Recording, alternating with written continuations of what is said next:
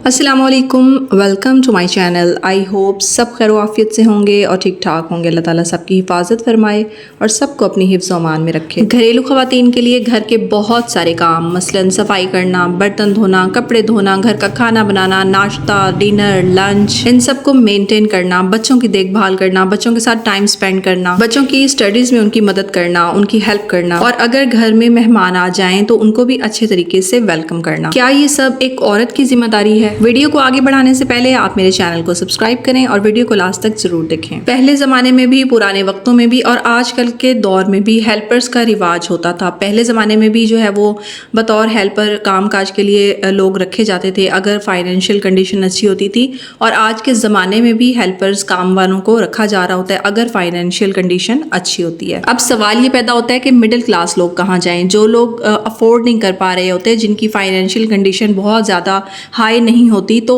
वो लोग अपने घर के कामों को कैसे मैनेज करें, ख़वातीन कैसे मैनेज करें। तो मेरा आज का मौजू भी यही है और इसी टॉपिक पर मैं बात करना चाह रही हूँ कि घर के कामों में हाथ बटाना चाहिए। घर के कामों में हाथ बटाने का मतलब जो है वो घर के कामों में मदद करना या उनमें हिस्सा ले लेना। ये खानदान के अफराद के दरमियान जो है वो जिम्मेदारियों को बांटने का अमल होता है। मिलजुल कर काम करने से न सिर्फ घर में बरकत होती है, बल्कि इससे जो है वो एक शख्स पर जिम्मेदारी और बहुत ज़्यादा बर्डन भी नहीं आता। साथ साथ अगर हम बच्चों को स्टार्टिंग में ही इस चीज़ की आदत डलवा दें, उनसे छोटे छोटे घर के ऐसे काम लें जिनसे बच्चों को अपनी जिम्मेदारियों का एहसास हो जाए, तो ये उनकी तरबियत के लिए भी बहुत अच्छी बात होती है। और अगर इस्लामिक पॉइंट ऑफ व्यू से बात की जाए तो इस्लामी नुक्ता नज़र से भी नबी पाक सल्लल्लाहु अलैहि वसल्लम ने खुद घर के कामों में अपनी अज़वाज का हाथ बटाया है, और जो इस बात की निशानदही करता है कि मर्दों का अपने घर के कामों में मदद करना एक पसंदीदा अमल है। अब अगर बात की जाए मर्दों की, तो जाहिर है वो घर के सरबराह होते हैं और उन्होंने घर के बाहर रहकर भी बहुत सारे काम करने होते हैं, जॉब्स होती हैं, कारोबार होते हैं, और घर को चलाने के लिए उन्होंने बहुत ज़्यादा जद्दोजहद करनी होती है। मगर इसके बावजूद भी कुछ मर्द होते हैं वो घर के छोटे छोटे कामों में दिलचस्पी ले रहे होते हैं, और इसके साथ ही घर में बच्चों को भी ये आदत बनवानी चाहिए कि वो घर के कामकाज में हिस्सा लें और छोटे छोटे कामों को खुद से मैनेज करें। मिसाल के तौर पर अगर बच्चों ने खाना खाया है तो अपने बर्तन को जगह पर पहुँचाएँ, किचन में रखें। इसी तरह से छोटे छोटे काम बच्चों के ज़िम्मे लगाने चाहिए, उनकी कैपेसिटी के मुताबिक जो वो कर सकते हों। इससे बच्चों में जो है वो एक जिम्मेदारी का एहसास होता है। जब घर के तमाम अफराद मिलजुल कर काम करते हैं तो इससे बोझ हल्का होता है और एक दूसरे के साथ जो है वो ताउन बढ़ता है। एक डॉक्यूमेंट्री में मैंने पढ़ा था कि जो बच्चे घर के कामकाज में हाथ बटा रहे होते हैं वो आगे चलकर कामयाब इंसान बनते हैं, और मैं सोच में पड़ गई कि घर के कामकाज करने से कामयाब इंसान बनने का क्या ताल्लुक है। तो वो पूरी तहरीर पढ़ने के बाद मुझे आइडिया हुआ कि बच्चों में काम करना जो है वो सिर्फ एहसास से जिम्मेदारी को पैदा करना है। मकसद ये नहीं होता कि बच्चों पर काम का बोझ लाद दिया जाए, मकसद ये होता है कि उनकी इस्लाह की जाए, उनको डायरेक्शन बताई जाए, उनको गलत सही की पहचान करवाई जाए। अब सवाल ये पैदा होता है कि अगर एक बच्चा छोटा सा है, 2 साल का है, 3 साल का है, तो उस छोटे से बच्चे से आप क्या काम ले सकते हैं? तो ऑब्वियसली आपने उससे काम तो कोई नहीं लेना, लेकिन आपने उसको कुछ मैनर्स बताने हैं, कुछ तरीके बताने हैं कि अगर एक बच्चा कुछ खा रहा है और उसके पास उसका रैपर है या बच्चे फ्रूट्स खा रहे हैं और उनके छिलके हैं उनके हाथ में, तो आपने बच्चों को ये बताना है कि इसको डस्टबिन में डालें। जब आप एक छोटे से बच्चे से, 2 या 3 साल के बच्चे से बार बार ये प्रैक्टिस करवाएंगे कि वो रैपर्स या खाने पीने की जो एक्स्ट्रा गंद बच जाता है उसको डस्टबिन में डालना है,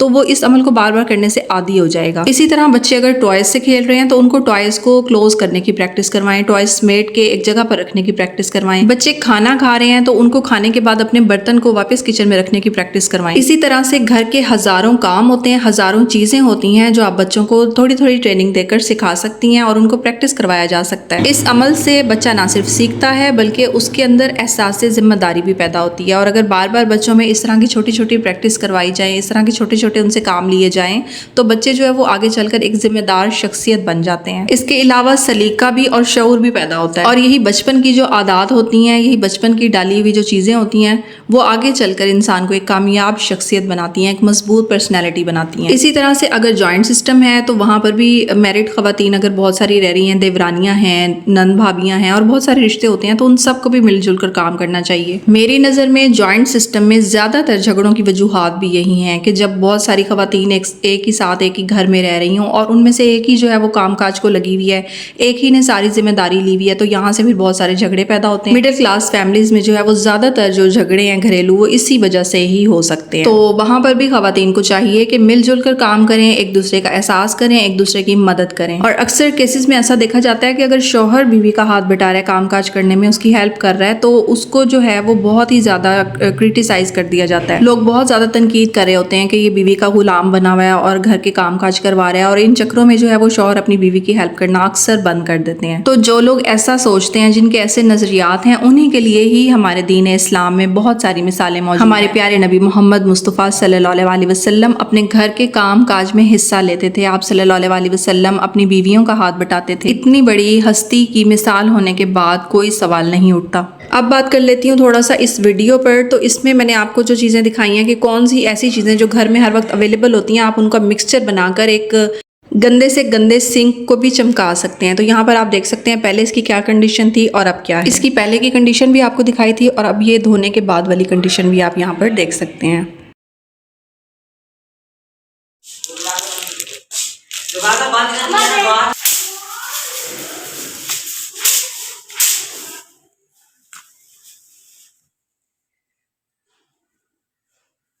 कोई पूछ ले सकती है उसकी साइड से हवा नीचे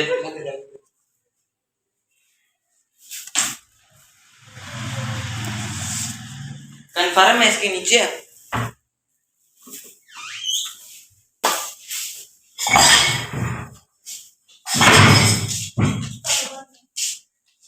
मेरी दूसरी सही कह रहा है। हम जानबूझ के चूहे को उस साइड पे ले देंगे, मतलब बात तो मम्मा कोने में वो ऊपर दरमियान हमारे रिश्तेदार हैं। कोई बात नहीं। यकीन करें भाई, आज के दिन दोस्त खोलो कुंडी लगी मारोगे आप इसको? मैं को झाड़ू देना, झाड़ू देगा फिर ऊपर आए हाय अजीब सा हो रहा है। मैं तो नहीं मार सकती। वाइपर दे दीजिए सीधा झाड़ू ले आओ। पकड़ा गया चूहों का मसला हर घर का मसला है और ये उस वक्त पता चलता है जब कोई ना कोई अच्छा सूट जो है वो उसमें सुराख हो चुका होता है। अच्छा, मार्केट में जो है वो चूहे मारने वाली टैबलेट्स भी अवेलेबल हैं, चूहे मारने वाले पाउडर होते हैं वो भी अवेलेबल हैं, लेकिन मैंने जो है वो रेड बुक्स मंगवाई हुई थी और इनसे काफ़ी फ़ायदा हो जाता है। इन पर आप कोई भी जो है वो खाने पीने का कोई भी पीस छोटा सा रख कर चूहों को बासानी पकड़ सकते हैं और ईजीली जो है वो घर में चूहे पकड़े जा सकते हैं। और अगर ये रेड बुक्स भी अवेलेबल ना हो तो मेरे घर में बच्चे ही काफ़ी होते हैं चूहे मारने के लिए। उनको चूहा नज़र आ जाए तो वो उसका जीना हराम कर देते हैं और जब तक उसे मारे ना वो सुकून नहीं लेते।